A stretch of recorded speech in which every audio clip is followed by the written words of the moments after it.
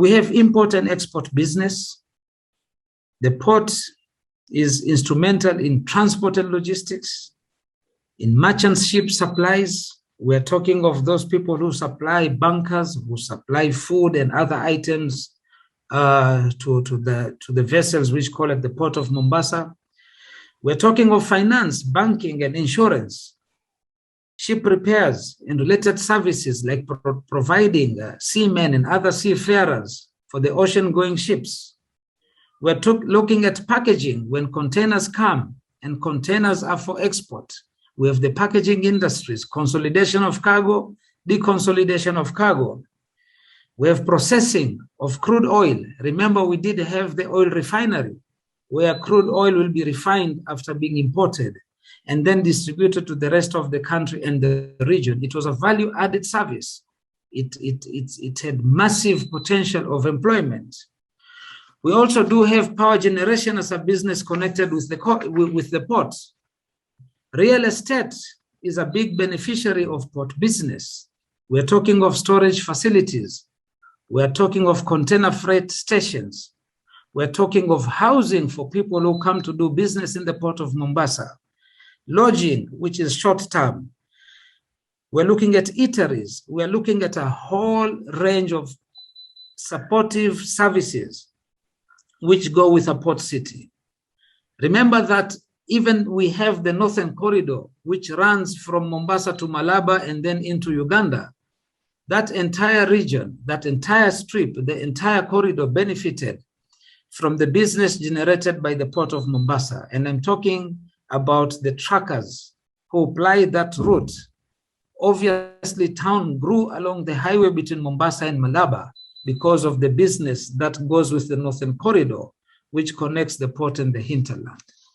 If you look at it from that perspective, you can see the centrality of the port of Mombasa to the businesses of Mombasa, to employment, to welfare, and to everything. It's the life of Mombasa as a county and the connected counties of the region.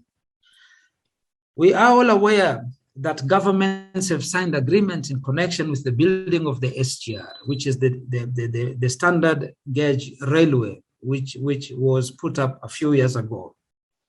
But these agreements are not divulged to the public.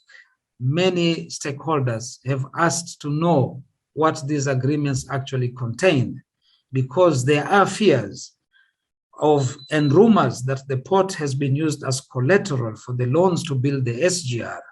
We don't know how true that could be, but because we are living in an age under a constitution which guarantees the right to information, when these matters are not divulged, everything is left to speculation. And these fears are not unfounded. The port of Sri Lanka has been taken over by the Chinese because it was used as collateral for Chinese loans. Now, coming back to the KPA, it was established as a parastatal before the 2010 constitution. It was the creature of a former constitution which believed in the trickle-down effect. As it were, it consolidated cargo port handling services with the services provided by the KPA.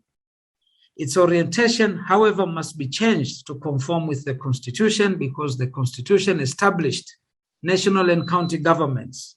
It has put in place a devolved structure.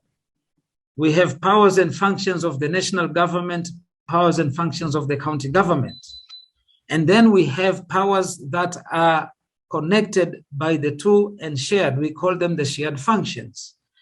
The port comes under the ambit of the shared functions, where the national government has jurisdiction over the international waters and navigation, and the county government has jurisdiction over the ferries and harbors. You can check that on the second schedule, on the schedule which distributes powers and functions.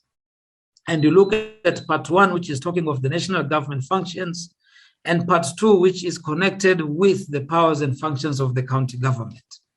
Despite the fact that the port comes under the shared functions of the Constitution, you will find that the national government, since 2010, has refused to come to terms with this aspect of shared functions.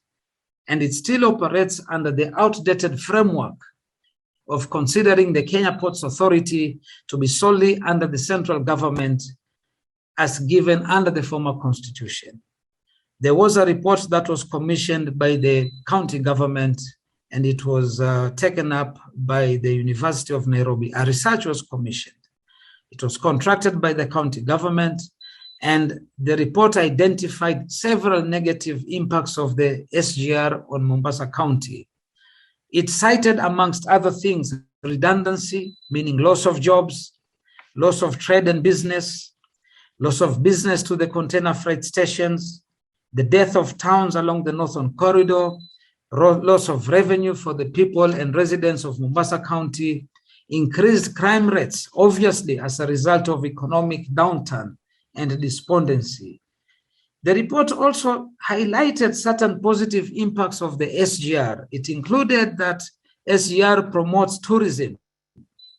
It decongested Mombasa City, and it also assisted in protection of the environment. However, we must note, and even the report said so, that the positive impact of the SGR is far outweighed by the negative impact.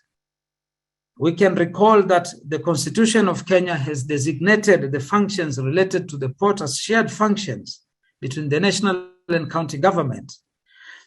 And the separation is that of international waters going to the national government, and ports and harbors, excluding the regulation of international and national shipping and matters related thereto, were designated to the county government.